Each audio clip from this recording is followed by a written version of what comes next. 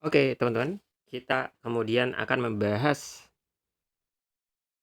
rincian dari komponen-komponen penyusun sistem sirkulasi. Kita mulai dengan bagian pertama, yaitu darah.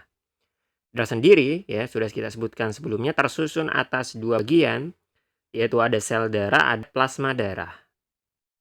Sel darah itu kurang lebih jumlahnya 45% dari total darah. Jadi hampir 50-50 ya. Plasma darah 55%, sel darah 45%. Nah, sel darah sendiri ini ada 3 jenisnya. Ya, ada 3 kelas nih darah kita.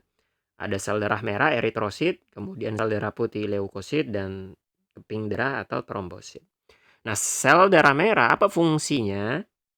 Dia berperan untuk mengikat atau mengangkut oksigen. Jadi eritrosit sendiri itu punya namanya hemoglobin, ya. Jadi bagian hemoglobin yang terdapat di eritrosit, dan dia juga jadi pigmen di sana sehingga darah kita berwarna merah, itu berperan untuk mengikat oksigen, terutama ya O2 ya, dan CO2 juga bisa. O2 dan CO2. Sementara leukosit, sel darah putih ya, itu tidak berperan dalam pengangkutan ya. Terus dia kenapa ada di sistem sirkulasi? Kalau dia fungsi bukan buat ngangkut. Ternyata dia di sana ya karena sistem sirkulasi itu sifatnya sistemik ke seluruh tubuh, maka di dalam pembuluh darah sekalian diberi apa namanya, komponen protektor gitu ya. Jadi dia akan memproteksi tubuh kita dari penyakit atau dari patogen. Maka leukosit ini berperan menyusun atau mendukung sistem pertahanan tubuh. Sistem imun. Maka leukosit sendiri, teman-teman, ini jenisnya ada banyak. Ya, tapi kita bisa kategorikan atau ya kita bisa kategorikan dia jadi dua kelompok ya.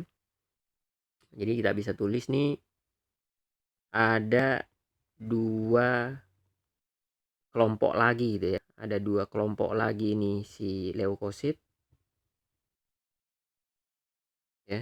Ada namanya granula dan ada agranula. Jadi ada granula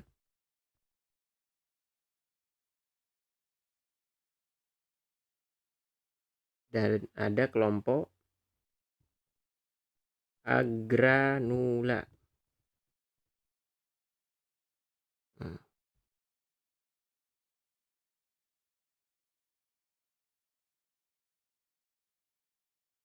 Nah, yang apa? Granula itu jadi selnya tuh, teman-teman. Dibayangin apa bedanya? Ini bayangin ada membran sel, ada sitoplasma ya. Jadi kalau granula itu artinya di dalam sitoplasmanya ada granul-granul gitu. Ada bintik-bintik ini ya. Kalau agranula dikata A artinya tidak. Dia tidak punya granul. Jadi dia polos tuh di sitoplasmanya. Ya, ketika dilihat di bawah mikroskop, granula itu leukosit bergranula itu punya granul-granul. Granula enggak.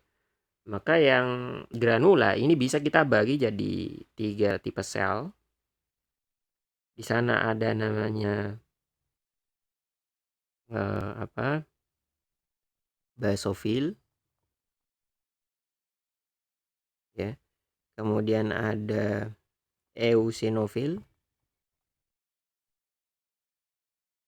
Kemudian yang ketiga ada namanya neutrofil.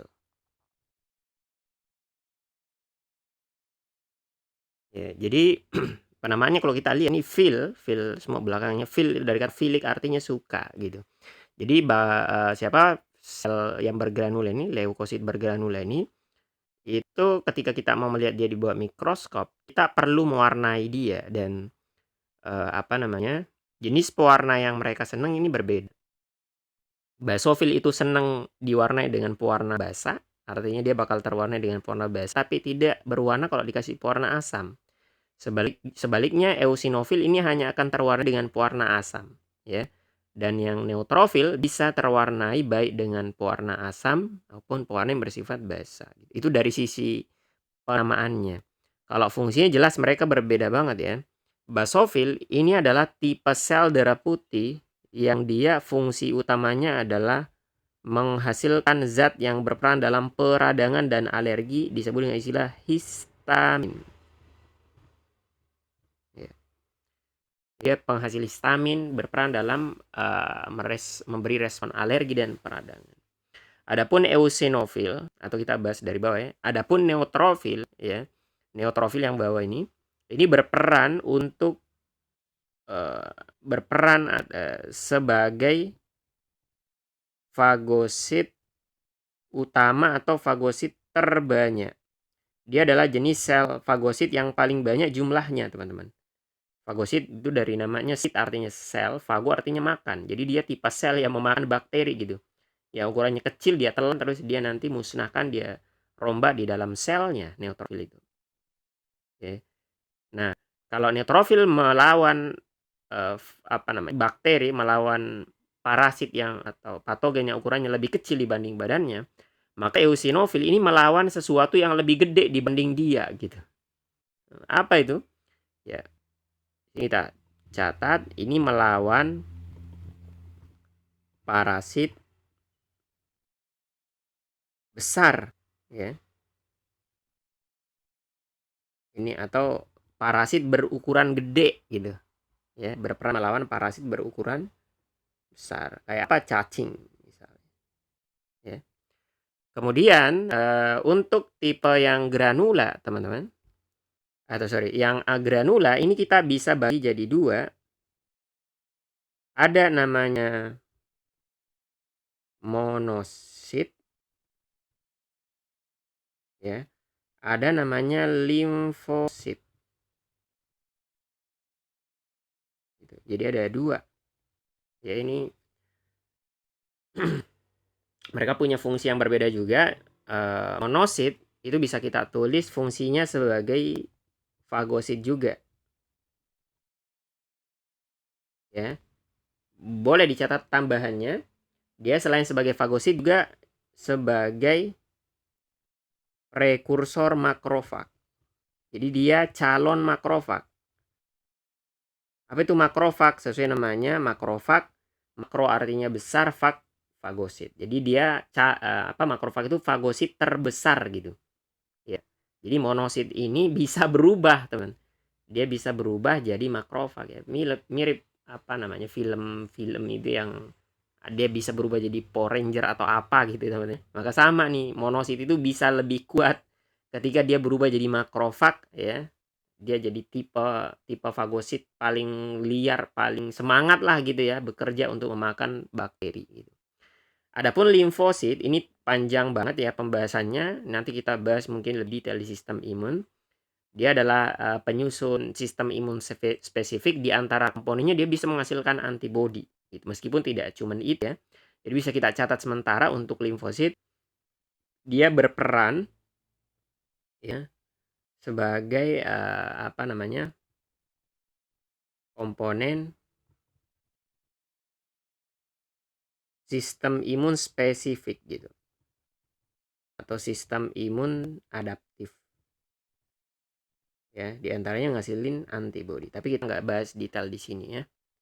Maka tipe sel yang terakhir adalah trombosit, dan ini kita ringkas saja ya.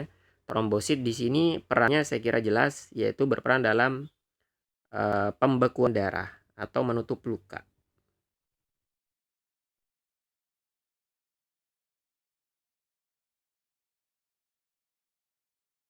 Oke, itu tentang darah atau sel darah.